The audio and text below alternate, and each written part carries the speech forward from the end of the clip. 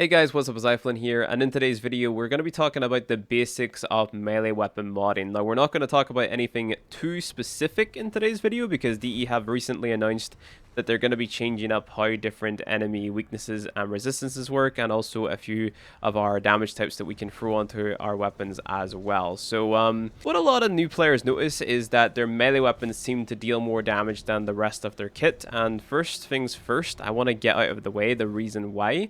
So if you go up to an enemy and you hold down your melee button, what you're going to notice is that you start to build up combo in the bottom right hand corner, and this is basically just multiplying your damage. That is it. Like, if you combine that with the mods that you're throwing on to your melee weapon, this is why you deal so much more damage with your sword or whatever melee weapon that you're using compared to your weapon, because it basically just has this extra modifier that you get as you use it, right? So the more you use it, the better it becomes. It caps out at 12 times, apart from on some special weapons which have unique traits, which takes it up to 13.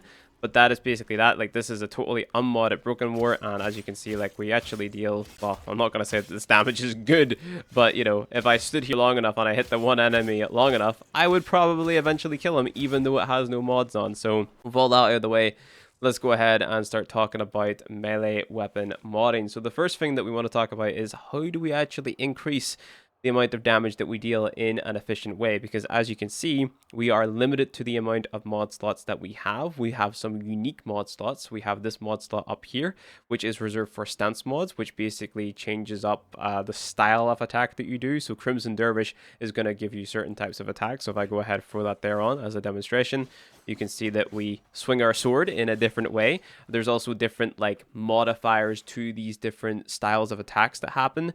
You just have to do your research whenever it comes to which one to throw on which weapon, because we're not going to be covering in this video which one is good. We're just going to throw on whatever. But as another example, let's say Swooping Falcon, right? We throw that there on. We hold down E. You can see, again, I swing my sword in a totally different way. So you have different styles of combos, blocking, attacks, do different things. So if I go ahead and I hold down my right click here, you can see that, again, I swing it in a different way. So just pause the game, go to melee combos, and you can see what everything does. Pretty cool, right? So we go back in, just throw on whatever you have as a beginner player, and that'll do.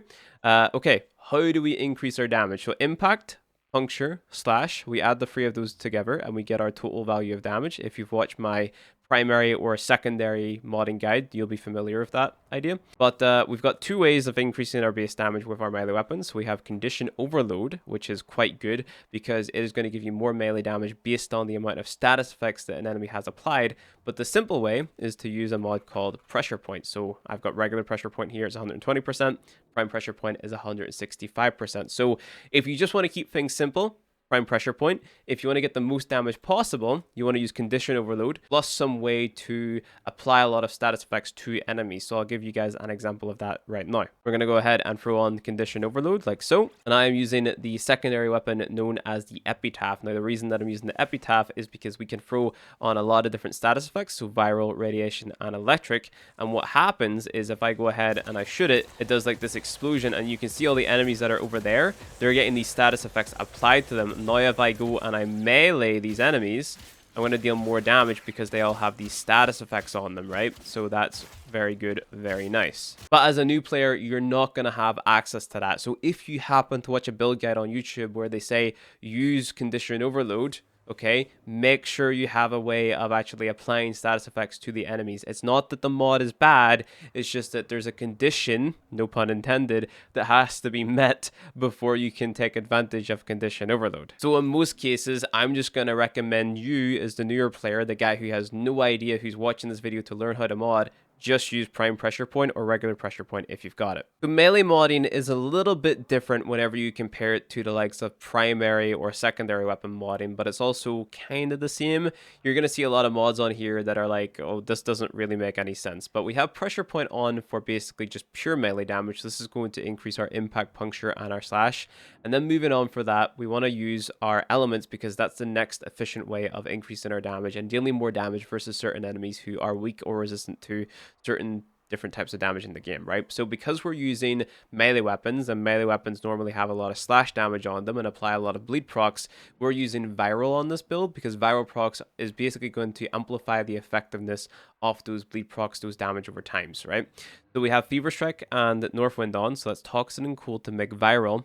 And then if you remember, we talked about the combo counter that was multiplying damage. We have this mod on here called Drifting Contact. Now, what that's going to do is it's going to give you more combo duration. So that combo count that you build up, it's going to last for longer. So if I go ahead and I melee these enemies again, you can notice that whenever I get that 2x combo, I've got this little faint gray bar that's slowly decaying over time. And basically, that's your window to keep on meleeing, to keep on building your combo counter up. So we extend the duration of that timer with Drifting Contact, or another mod called Body Count. So it's all about finding efficient ways of increasing our damage, right? So we have a multiplier from the combo count. What we can also do is take advantage of critical chance and critical damage multipliers to increase our damage even more. So what we're doing is we're using Blood Rush to give us more critical chance as our combo count scales up. This is a very important must-have mod for pretty much every single melee build in the game. We pair that with Organ Shatter for the additional critical damage. We've thrown on Fury on here to increase our attack speed, and Weeping Wounds so we apply those slash procs and viral procs more often. And this is basically what I would recommend to you as sort of a beginner player to Warframe.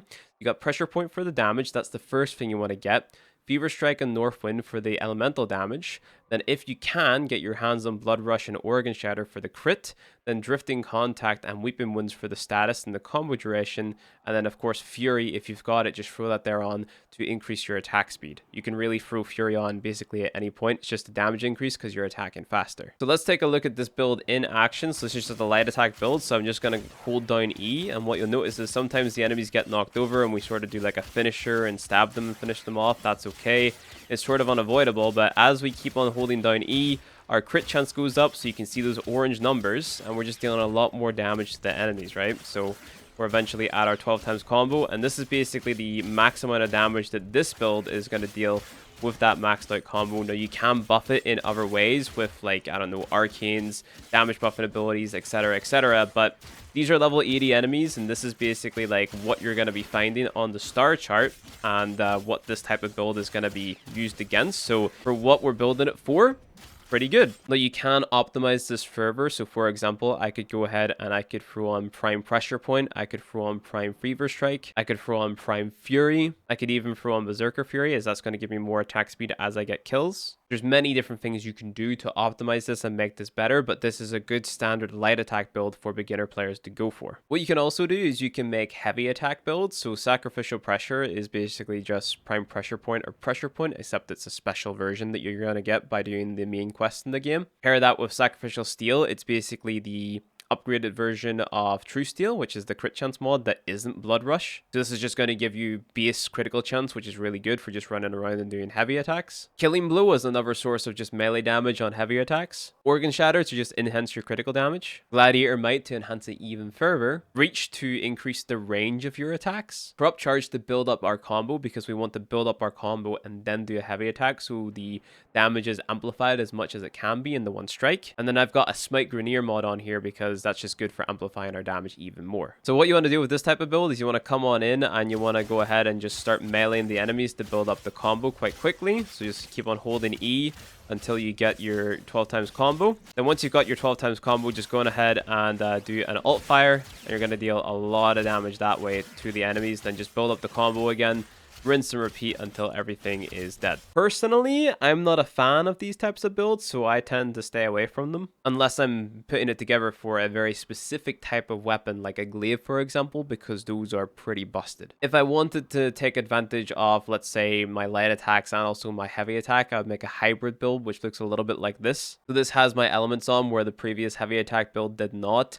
so I can make use of those light attacks and still kill enemies just fine. I've got those mods on, which is going to make my heavy attacks a little bit more effective. We've got the scaling crit chance with Blood Rush, all that there good stuff. So this is still a pretty good build overall. So again, let's just go ahead, spawn in the enemies, do my light attacks. As you can see, you know, we're dealing a decent amount of damage. We build up that combo. If I go ahead and I build up to my 12 times, so I've got my 12 times combo, I go ahead, heavy attack, and everything is basically dead. You might be noticing as I melee, I get this sort of pop-up. That is Tennokai, and it basically gives me a free heavy attack. That Tennokai thing is enabled by throwing a Tennokai mod in this top right slot, and you can get these from the alchemy missions whenever you get to the Sanctum Anatomica. These are pretty good on pretty much every single melee build, to be completely honest with you. And in that last demonstration, I just noticed I was using Condition Overload, and I didn't prime any of the enemies at all, so I can get even more damage out of this build by making sure that the enemies are primed. As you can see, it enhances the damage by so much, and I can just do my heavy attack whenever the Tennokai pop-up shows up, and then yeah, all the bad guys die pretty dang quick. Very deep into the game, you're going to get access to melee arcanes and melee arcane adapters, which are going to change up how you mod a lot of different melee weapons in the game. They take them from being, you know, pretty good to being totally broken. So I'll give you guys an example using the Jolt Icar Incarnate plus melee influence. We go ahead, we spawn in these enemies, and all we want to do is just melee. And as you can see, like, my melee weapon is now a nuke, and it just killed everything just from me holding E, so it's pretty busted. For glaives, for example, you can run a build which looks like this, which is basically just your heavy attack build. We spawn in the enemies, we go ahead and we go boom, and this force slash procs on the enemies, so they just get hit by the explosion and then they just die. So melee modding is quite specific. You can go for a light attack build, you can go for a heavy attack build, you can go for a hybrid build, you can make use of arcanes to get really unique effects, or you can make specific builds for weapons like glaives, for example, to really get the most out of them. There is a lot more to it. So for example, you could also make an armor strip build using Shattering Impact, you can make stat stick builds, but that's all sort of like too specific to be included in this type of video, because we want to just try to keep it beginner friendly,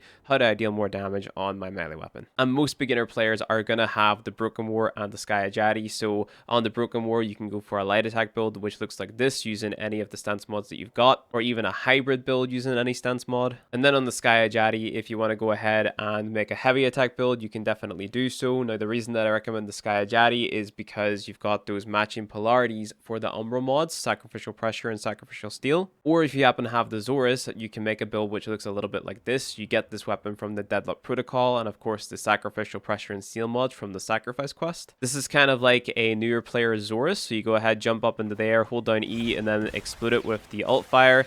And as you can see, those electric procs are dealing the damage over time like the slash procs were on the Glaive Prime. And that is pretty much it for melee weapon modding. I know this wasn't like as in detail and as in depth, but you're going to be dealing a lot of damage with melee weapons anyway, and there's like a lot of nuance to how you go about building a melee weapon. Like for example, if you're using Condition Overload, you need to use a primer. You know, if you're on a heavy attack build, you need to use Prime Pressure Point. And hopefully I've done a good job of like showing you builds, demonstrating how the builds work, and telling you what is important to each of the builds with this video anyway. So I know it was a little bit quick and not as in-depth as many people may have wanted, but it's what we've got and it's what we're making do with. So anyway, guys, if you liked the video, go ahead, hit the like button below. If you want to see more Warframe content from me, hit subscribe, and I'll see you guys in the next one.